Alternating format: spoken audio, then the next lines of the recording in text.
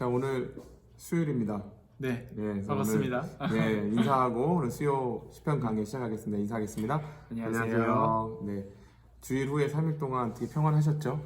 또 비가 계속 오더니 경기도 지역에는 오늘 이제 해가 반짝 나고 그죠? 오늘 날 너무 좋더라고요. 너무 바람도 불고 네. 이렇게 해서 산책하기도 너무 좋은 것 네, 같아요. 저희도 점심 먹고 좀 걷다 왔어요. 네. 그래서 오늘 시편 91편 이렇게 함께 나눌 텐데 91편이 조금 뭐 유명한 구절들도 있고 네네네. 좀 이렇게 기도하기에 좋은 시편인 것 같아요. 네네. 쭉 읽고 기도하는 그런 그 읽는 기도 뭐 이렇게 하는 따라하는 기도로서 아주 좋은 시편인 것 같은데 전사님 91편 네네. 한번 간단하게 큰 뭐 주제나 네네. 구조 이런 거 좀 설명해 주세요.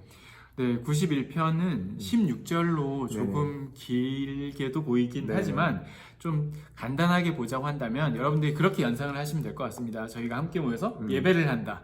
사람들이 함께 모여가지고 인도하시는 분이 있고 그리고 청중들이 있고 이렇게 함께 하나님께 예배하는 그런 형식으로 이 시편이 구성되어져 있다라고 생각을 하시면 아마 될 것 같습니다. 그래서 1, 2절은 신앙 고백을 한다고 생각을 하시면 돼요. 약간 예배의 부름 같은 건가요? 네, 맞습니다. 예배 인도자가 불러가지고 우리가 주여 우리가 이렇게 나왔습니다 라고 이렇게 생각을 하시면 될 것 같습니다. 네. 그리고 3절에서 13절까지는 네.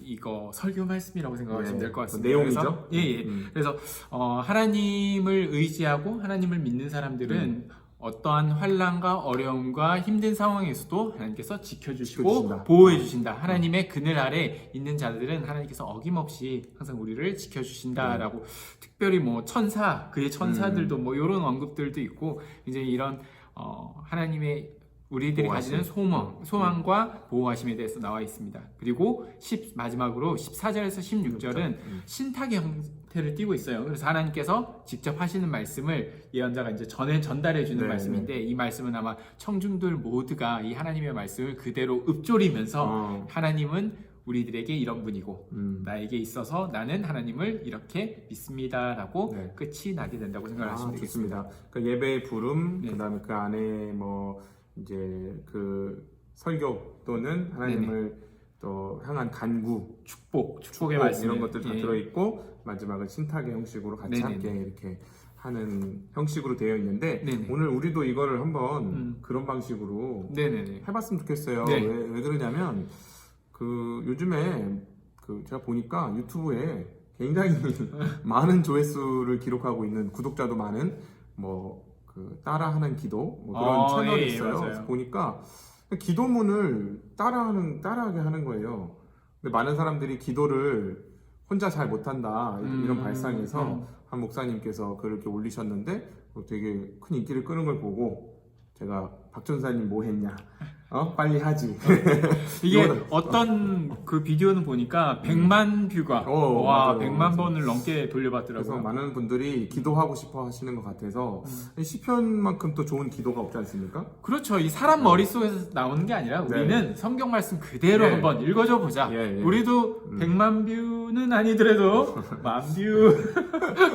그냥 지난주 조회수 정도 네네. 기대하고요. 뭐 저희 성도들 보는 그 채널이니까 같이 기도하는 마음으로 좀 시편을 읽었으면 좋겠다는 생각이 네. 들어서 오늘은 특별히 자막 작업까지 이렇게 넣었습니다. 그래서 밑에 보면 그 구절이 저희가 읽는 구절이 뜰 거예요. 그러면 여기 있네요. 여기. 예, 그쵸, 밑에 뜨죠? 요렇게 나와 있어요. 아직 안 읽었어요. 시간 있어요. 읽으면 뜹니다. 그래서 그 구절을 같이 좀 마음을 담아서 읽으면 어떻겠나 하는 그런 생각이 듭니다. 자, 같이 좀 시편을 1절부터 16절이니까 네네. 읽는데 마지막에 신탁 부분은 다 같이 읽는다고 하니까 네. 그 부분은 전사님하고 저하고 같이 읽고 그렇죠. 그 전에는 제가 1절에서 13절까지 한번 읽어볼 수 있도록 하겠습니다. 좋은 목소리로? 예, 좋은 목소리로 저보고 하라고 그래갖고 전사님이 네. 같이 우리가 좀 마음을 담아서 구절 보시면서 집에서 방송 보시면서 뭐 누워서 또는 앉아서든 기도하셨으면 좋겠습니다. 읽겠습니다. 지존자의 은밀한 곳에 거주하며 전능자의 그늘의 아래에 사는 자여, 나는 여호와를 향하여 말하기를 그는 나의 피난처요 나의 요새요 내가 의뢰하는 하나님이라 하리니 이는 그가 너를 새 사냥꾼의 올무에서와 심한 전염병에서 건지실 것이미로다. 그가 너를 그의 깃으로 덮으시리니 내가 그의 날개 아래에 피하리로다. 그의 진실함은 방패와 손 방패가 되시나니 너는 밤에 찾아오는 공포와 낮에 날아드는 화살과 어두울 때 퍼지는 전염병과 밝을 때 닥쳐오는 재앙을 두려워하지 아니하리로다. 1000명이 내 왼쪽에서 10,000명이 내 오른쪽에서 엎드러지나 이 재앙이 내게 가까이 하지 못하리로다. 오직 너는 똑똑히 보리니 악인들의 보응을 내가 보리로다. 내가 말하기를 여호와는 나의 피난처시라 하고 화가 내게 미치지 못하며 재앙이 내 장막에 가까이 오지 못하리니 그가 너를 위하여 그의 천사들을 명령하사 내 모든 길에서 너를 지키게 하심이라. 그들이 그들의 손으로 너를 붙들어 발이 돌에 부딪히지 아니하게 하리로다. 내가 사자와 독사를 밟으며 젊은 사자와 뱀을 발로 누르리로다. 같이 할까요? 네. 하나님이 이르시되 그가 나를 사랑한즉 내가 그를 건지리라. 그가 내 이름을 안즉 내가 그를 높이리라. 그가 내게 간구하리니 내가 그에게 응답하리라. 그들이 환난 당할 때에 내가 그와 함께하여 그를 건지고 영화롭게 하리라. 내가 그를 장수하게 함으로 그를 만족하게 하며 나의 구원을 그에게 보이리라 하시도다. 아멘. 말씀 너무 좋네요. 좋아요. 그냥 읽기만 해도 시편은 참 좋은 것 같습니다. 네, 그래서 맞습니다. 오늘은 뭐 구절구절 다 이렇게 강해를 하기보다는 강해가 좀 필요한 부분 또는 이제 전사님이랑 제가 좀 이렇게 읽으면서 느꼈던 감명 깊게 와닿았던 묵상했던 그런 구절 이런 내용들을 좀 나누는 걸로 좀 함께 이렇게 나눴으면 좋겠어요. 제가 먼저 좀 나눌까요? 네네. 저는 일단 1절에 이제 전능자의 근이라는 단어가 나오지 않습니까? 네. 근데 이게 좀 친숙했던 게 책 제목이에요. 전능자의 그늘이라는 책이 있어요. 좀 오래된 책인데 여러분 잘 아실 수도 있고 모르실 수도 있는데 침례교회 좀 미국의 1950년대 아주 유명했던 그 선교사. 네네. 우리나라에는 나중에 좀 알려졌는데요. 그 젊은 날에 아우카 부족 살인 이 인류의 가장 마지막에 남은 살인 부족이에요. 그 사람들을 하는 부족을 선교하기 위해서 얼마 안 된 몇백 명밖에 안 되는 그 부족을 선교하러 갔다가 돌아가신 짐 엘리엇 선교사님이 계세요. 네, 근데 그 짐 엘리엇 선교사님이 그때 선교 갔을 때가 갓 결혼하고 3년 차예요.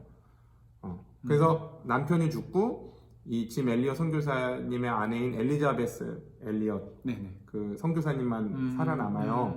그래서 그분이 짐 엘리엇 선교사의 젊은 시절에 썼던 뭐 일기라든지 글귀 같은 거 그리고 옆에서 지켜봤던 모습 주고받았던 편지 같은 것들을 엮어서 쓴 책이 전능자의 그늘이라는 책이에요. 그래서 제가 그걸 봤던 기억이 있어갖고 요 구절이 여기서 나온 거구나 하는 그런 생각을 좀 했는데 저는 이 시편을 쭉 보면서 전능자의 그늘 아래 사는 삶이 뭘까 이런 생각을 좀 해봤어요. 그래서 2절에 보니까 하나님이 피난처고 요새고 의뢰할 분이 되시는 게 전능자의 그늘 아래 사는 건데 저는 그게 어떻게 이루어지는 삶인가라는 걸 좀 궁금했어요. 이걸 보면서 4절에 그의 진실함은 방패와 손 방패가 되시나니 이런 구절이 있잖아요. 네네네. 그러니까 여기서 우리가 뭐 공포, 화살, 전염병, 재앙 이런 걸 두려워하지 않을 수 있는 이유가 그의 진실함이 우리의 방패가 되기 때문이라는 말이에요. 여기서 손방패는 손으로 드는 방패, 그리고 방패는 갑옷을 말을 하거든요.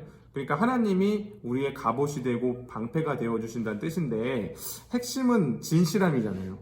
하나님의 진실함이 그렇게 만들어주신다는 건데 이 진실함이라는 단어의 그러니까 히브리어 원어로 진실함을 어떻게 했냐면 에메트.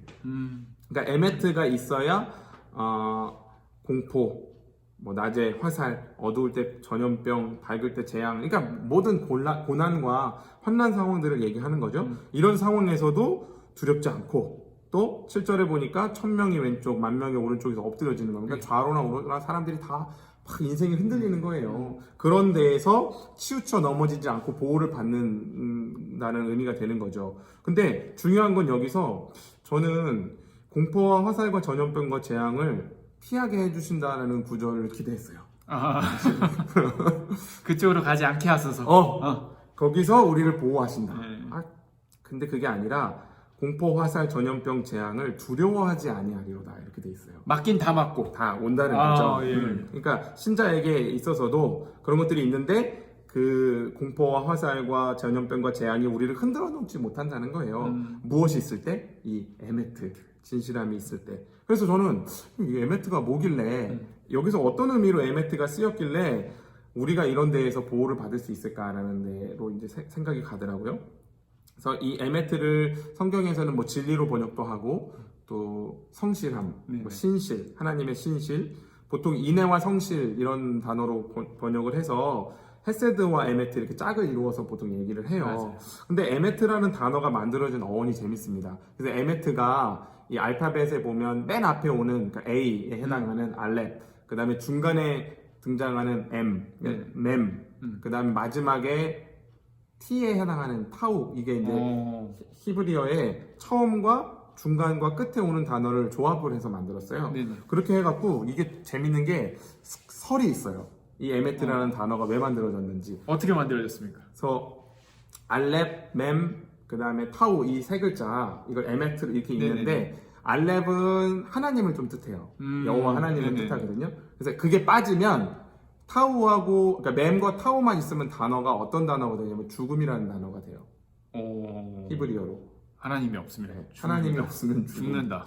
뭐 이런 네. 설, 네. 진리라는 단어가 그렇게 만들어졌다. 이런 설이 있고 또 하나는 마지막에 있는 타우 이걸 빼면요 그 만일이라는 if에 해당하는 만일이라는 단어가 돼요. 네네. 그러니까 마지막 타우는 토라를 의미하거든요. 그러니까 말씀. 네네. 그러니까 하나님의 말씀의 기준이 없으면 가정법으로 사는 거예요. 우리는 그 상황에 따라서 인생이 막 이렇게 저렇게 흔들리는 인생이 되는 거예요. 이게 여기서 좌로나 우로나 치우치지 않고가 나온 거예요. 하나님의 말씀을 붙드는 것이 우리로 하여금 좌로나 우로나 치우치지 않게 한다. 그래서 진실이라고도 이렇게 번역이 되는 거군요. 진리로도 번역이 진리. 되고 여기서 이제 진실함으로 됐는데 저는 이제 이 두 가지 설을 소개를 드리면서 좀 결정적으로 이런 의미였던 것 같은데 에메트를 동사형으로 쓰면 아만이라는 단어가 돼요. 아만 하면 여러분 뭐가 떠오르세요? 아멘이 떠오르죠. 네네네. 지지하다, 동의하다 이런 거. 근데 이 아만이 뭐냐면 그 부모가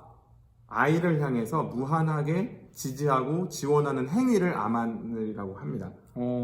이를테면 저희 애들이 평화나 슬기가 저는 그렇지 않은데 엄마가 없으면 불안해요. 엄마를 계속 찾아. 근데 엄마랑 아빠가 있으면요 잘 놀아요. 놀이터에서도 잘 놀고 슬기는 굉장히 멀리까지도 갑니다. 엄마 아빠가 보고 있으니까. 결국은 저기 있으니까. 네, 있으니까. 근데 없으면 찾아요 계속. 이게 어떻게 보면 이제 아만이 부모에게서 계속 행해지고 있는 거죠. 지지해주고 보호하고 지원하고 있는 그런 상태. 그게 이제 아만이에요. 이 동사형이. 그런 의미에서 우리가 부모님 슬하에서 잘한다 이런 표현을 쓰잖아요. 네. 부모님 무릎 아래에서 잘한다 이런 표현을 하는데 저는 그게 성경 이 시편에서는 전능자의 그늘이라고 생각을 합니다. 그래서 이제 우리가 부모님 슬하에 있는 것처럼 하나님의 슬하에서 보호받고 있는 상태를 전능자의 그늘 아래 있는 게 아닐까 이런 생각이 좀 들어서 생각이 좀 거기까지 갔고 하나님께서 지지하고 지원하고 좌로나 우로나 치우치지 않도록 우리를 붙드시는 삶이 아니라면 우리는 늘 공포나 화살이나 전염병과 재앙 앞에서 다 무너져 내리는 존재가 될 수밖에 없다. 전 이거를 좀 이 말씀들을 보면서 좀 마음속에 새기게 됐고요. 결국에는 이 에메트 진실함 진리라는 단어 안에 이 내용들을 다 함축을 하고 있으면서 결국에는 우리가 우리 인생이 하나님이 아닌 다른 것으로 피난처를 삼는 삶에서 우리를 보호하고 2절에는 그는 나의 피난처 이렇게 하잖아요. 네네. 하나님이 아닌 것을 요새 삼는 삶에서 우리를 보호하시고 내가 의뢰하는 하나님이라 하는 거 보니까 하나님이 아닌 것을 끊임없이 의뢰하는 우리들의 삶에서 우리를 보호하는 게 이 에메트가 아닌가 이런 생각이 좀 들었습니다. 그래서 좋습니다. 좀 날마다 하나님의 성실과 진실을 의지하고 그 아래서 살아가려는 노력 그것이 전능자의 그늘로 피하는 게 아닌가 이런 생각을 좀 했던 것 같아요. 이제 뭐 강해가 없으니까 간단하게 이렇게 좀 느낀 것들을 좀 이야기를 드리고요. 전사님은 좀 어떠셨습니까? 저는 이제 8절 구절이 굉장히 와닿았습니다. 네네네. 8절을 제가 좀 읽어드리면 오직 너는 똑똑히 보리니 뭘 보냐면 악인들의 보응을 내가 보리라. 아, 악인들의 봉. 보응이 영어로 찾아보면은 쉽게 말하면 퍼니시먼트, 처벌하다. 그리고 리컴펜스라고 하는데 리컴펜스의 이 어원이 재미가 있어요. 리컴펜스는 뭐냐면 보상하다 뭐 이런 뜻인데 저울추가 있지 않습니까? 그러면 저울추는 무거운 쪽으로 기울게 되어 있어요. 네, 이렇게. 네, 네. 그럼 이렇게 기울어져 있는 상태에서 하나님께서 이 보응한다는 의미는 다시 원점으로 돌려놓는다라는 거예요. 이렇게 치우쳐졌던 성경 말씀을 보면은 악인들로 인해서 우리가 불필요하게 피해를 입고 어렵고 힘들고 억눌리고 이런 모든 상황으로 인해서 내 영혼이 내 삶의 어떤 실존이 쪼그라들었는데 결국 하나님께서 어떻게 하시냐? 이거를 다시 처벌을 해가지고 돌려놓겠다라는 거예요. 우리가 이걸 볼 것이다 라고 이렇게 얘기를 하고 있는 거예요. 하나님 앞에 우리가 그걸 보게 된다. 네네. 그래서 이게 굉장히 인상 깊었던 게 악인이라는 말이 이렇게 나오지 않습니까? 악인이라는 단어가 아마도 정이라는 짜데카. 우리 짜데카. 목사님 예전에 하도 짜데카. 미시파트 짜데카. 예, 짜데카 아모스 많이 할 때. 했죠. 아모스 할 때. 짜데카 정의, 사회 정의의 반대말입니다. 이 실존에서 우리들의 삶에서 우리가 정말 이 위에 나왔던 공포와 화살과 전염병에 대해서는 좀 알겠어요. 근데 뭐 재앙과 온갖 어려운 상황에 직면한 상황인데 그럼 무엇이 나를 이렇게 두려움과 공포와 전염병과 같은 어려움 속에 나를 밀어놓고 있을까라고 생각을 해봤어요. 그렇게 밀어놓고 있는 상황이 악인인 거잖아요. 그렇죠. 나한테 있어서 악인은 무엇이고 난 무엇을 두려워할까라는 생각을 해봤는데 아마도 돈이 아닐까. 이 자본주의 사회에 돈 이런 문제. 돈 문제가 돈 때문에 마음 아닐까라는 생각이 아닐까라고 생각했습니다. 예를 들어서 뭐 자기 전에 여러분들 잠 못 드는 그런 밤이라든가 어떤 고민 때문에 뭐 악몽에 시달린다든가 갑자기 새벽에 눈이 번쩍 뜨여 들어가지고 한없이 엄청난 불안감과 걱정감이 막 밀려오는 그런 순간들이 있지 않습니까? 그게 왜냐하면 우리들에게 좀 비슷한 공통의 문제 같습니다. 돈 같아요. 왜냐하면 이 세상은 아쉽게도 돈이라는 것이 그러니까 기본적인 사회 정의가 있다고 한다면 우리가 이런 고민들이 없겠죠. 근데 이 세상에 어떻습니까? 물가는 계속 오르는데 우리는 어떤 자리에서 다 그 일해서 동등하게 벌고 동등하게 조금씩 나아지면 모르겠는데 이 사회가 그렇게 되지 않지 않습니까? 그래야죠. 그냥 뭐 저부터도 뭐 이렇게 뭐 사역비를 저도 감사하게 받긴 하지만 그 돈 가지고 살아가기에 굉장히 빠듯하고 아까 걱정만 그 전사님 돼요. 고민이네. 맞아요. 밤에 잠 안 오고. 저를 생각해 본 거예요. 근데 모든 사람들이 다 그렇더라고요. 보니까. 어렵죠. 그리고 이 사회가 단순히 많이 벌고 적게 벌고 적게 벌면 적게 버는데 잘 살면 되는데 그렇게 못 살게끔 우리를 이 사회가 억누르다는 말. 이게 개인적인 문제가 아니라 가끔 보면 이 제도적이고 사회적인 문제가 굉장히 많습니다. 예를 들면은 여러분들 우리 지난주에도 목사님이 부동산 얘기를 많이 하셨지만 사람들이 왜 그렇게 부동산에 목을 매야 할까라고 했었을 때 부동산이 돈이 가장 잘 되는 투자법이기 때문에 그렇다는 거 우리 너무나 잘 알죠. 그리고 일반적으로 돈을 벌어서는 진짜 앞날이 깜깜하고 굉장히 힘들어지는 피폐해지고 그리고 혹여나 저같이 뭐 많이 벌지 못한다고 생각을 하시면 그냥 우울해요 삶이. 맞죠. 그리고 왜냐하면 우리들의 눈에 보이는 모습들은 잘 사시고 어느 정도 사시는 모습들이 상대적인 박탈감이 그런 것도 많이 알고 그리고 우리 사회 뭐 학벌, 지연 그리고 돈 있고 없고에 따라서 사람을 대우하는 어떤 그런 방식들 그런 모든 것들이 그리고 여러분 그런 거 다 있지 않습니까? 잘 사는 동네는 뭐 양로원이라든가 우리 그 학교 우리 그 뭐라고 그러죠?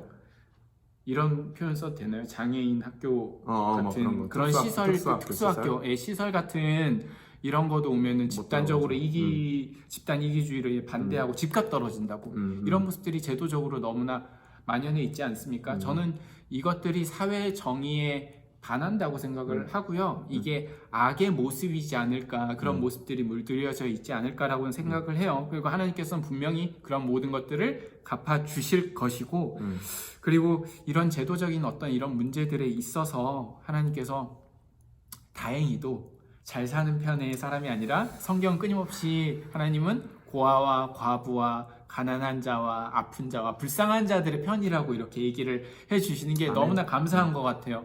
하나님 만약에 약한 자와 이렇게 힘들어하는 사람들의 편이라고 한다면 그 보응이 저울추가 어떻게 되겠습니까? 예, 이렇게 가겠죠.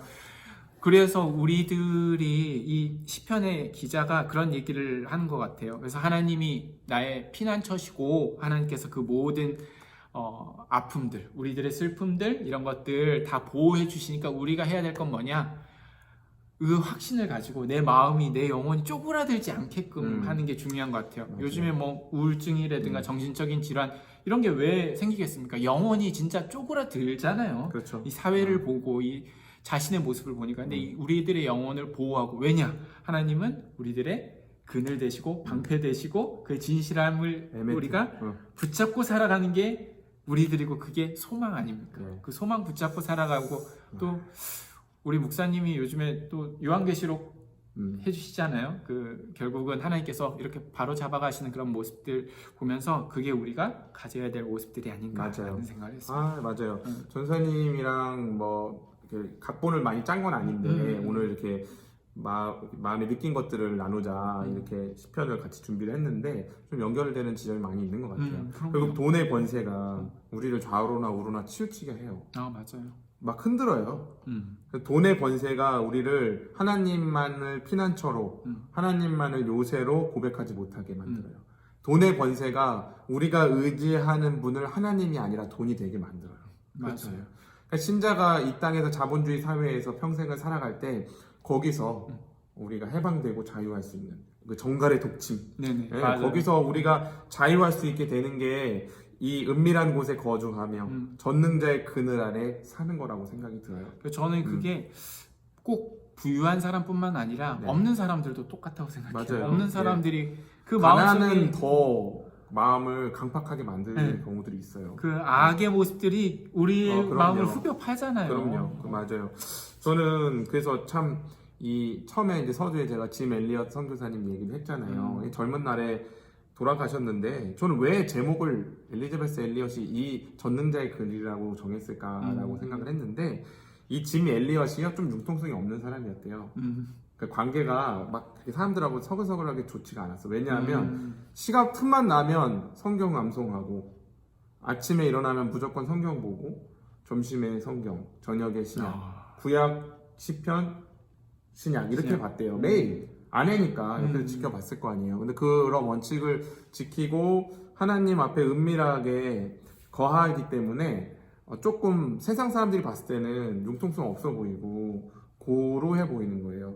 근데 아내가 봤을 때는 그렇게 하나님이 성경, 그 짐 엘리엇이 하나님 앞에서 성경의 사람으로 아까 얘기했던 이제 진실함, 그 진리, 에메트, 그걸 붙잡고 사는 사람이었던 거예요. 그래서 이 시편의 전능자의 그늘 아래 사는 자여라는 이 어떤 예배의 부름, 거기에 합당한 삶을 살았던 게 아닌가. 전능자의 그늘로 피했던 엘리엇이 그런 제목을 그래서 이렇게 정하지 않았는가라고 추측을 저는 해봤어요. 네, 여담인데 네. 저 엘리자베스 엘리엇 만나봤어요. 진짜요? 정말. 강연자잖아요. 아, 그랬구나. 나 대학교 때 와가지고 뭣도 모르고 유명한 사람이라고 악수하고. 이렇게 했는데 나중에 알았어요. 네. 5년 뒤에 알았어. 그래서 아무튼 뭐 그런 어떤 삶을 우리가 보고 또 이런 시편들을 보면서 우리가 이 땅에서 얼마든지 사자와 독사를 밟고 젊은 사자와 뱀을 발로 누르리로다 하는 이 말씀이 우리를 가능하게 할 수 있다는 굉장히 거예요. 멋있는 말 같습니다. 맞아요. 그래서 이런 삶을 살고자 우리가 단순히 돈의 권세에서 막 휘둘리지 않는 정도가 아니라 그거 돈의 권세를 사뿐히 지려밟고 가서 하나님 앞에 14절에서 16절에 이 신탁을 그 하나님이 우리에게 말씀하시는 것처럼 그렇게 들을 수 있는 그런 그 성도들로 살아갔으면 하는 저는 바람입니다. 이게 14절 너무 멋진 것 같아요. 그가 나를 사랑한즉 내가 그를 건지리라. 그가 내 이름을 안즉 내가 그를 높이리라. 좋습니다. 이러한 하나님을 사랑하고 하나님의 이름을 안다고 고백하는, 그래서 은밀한 곳에 거주하며 전능자의 그늘 아래 살아가고자 오늘도 하나님의 말씀의 품으로 파고드는 저와 여러분들이 되셨으면 좋겠습니다. 오늘 시편 이 정도로 마칠까요? 네, 목사님? 그러죠. 네, 함께 우리 인사하고 마치겠습니다. 감사합니다. 감사합니다.